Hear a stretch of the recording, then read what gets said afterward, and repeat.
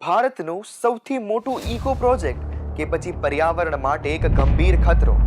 હૈદરાબાદના કાંચા Ganchi બોલીમાં one વિનાશ અને વિવાદના વાદળો ઘેરા થયા છે. જ્યાં એક તરફ વૃક્ષોનો વિનાશ થઈ રહ્યો છે, ત્યાં બીજી તરફ વિદ્યાર્થીઓ અને પર્યાવરણ પ્રેમીઓ રોષે ભરાયા છે. હૈદરાબાદનો હરિયાળો હૃદય સ્થળ ગણાતો આ વિસ્તાર થોડા જ દિવસોમાં લગભગ 2 સ્ક્વેર કિલોમીટર વન વિનાશ પામ્યો છે.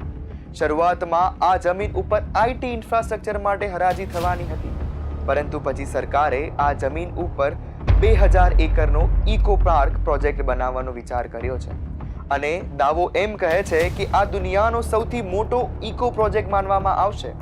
પરંતુ સૌએ આ વાયદા ઉપર વિશ્વાસ મૂક્યો નથી. હૈદરાબાદ યુનિવર્સિટીના વિદ્યાર્થીઓએ આનો વિરોધ પ્રગટ કર્યો છે, જેમાં 50થી વધુ વિદ્યાર્થીઓ ધરપકડ કરી લેવામાં આવ્યા છે. એક્ટિવિસ્ટ આક્ષેપ લગાવે છે કે બુલડોઝર વિના પરવાનગી સ્થળે પહોંચી ગયા હતા. તો પ્રશ્ન એ ઊભો થાય છે કે આ શાશ્વત વિકાસનો માર્ગ છે કે લીલા સપનાનું છલ. અહેવાલો અનુસાર 40,000થી વધુ વૃક્ષોનું નિકંદન થયું છે અને ઘણા કહે છે એ પણ વિના પરવાનગીએ. લુપ્તપ્રાય પ્રજાતિઓ સહિત જંગલી પ્રાણીઓનો નિવાસ સ્થાન છીનવામાં આવ્યો છે. આસપાસના તાપમાનમાં 1 ડિગ્રીથી 4 ડિગ્રી સુધીનો વધારો થઈ શકે છે. જંગલના નાશથી શહેરનું હવામાન સંતુલન પણ બગડી શકે છે. સુપ્રીમ કોર્ટે હાલ માટે વૃક્ષ કાપવાનું કામ અટકાવ્યું છે. સરકાર હવે 1000 કરોડના ખર્ચે એક વિશાળ ઇકો પાર્ક બનાવવા ઈચ્છે છે અને યુનિવર્સિટીને ફ્યુચર સિટીમાં સ્થાનાંતરિત કરવાની શક્યતા પણ વ્યક્ત કરે છે.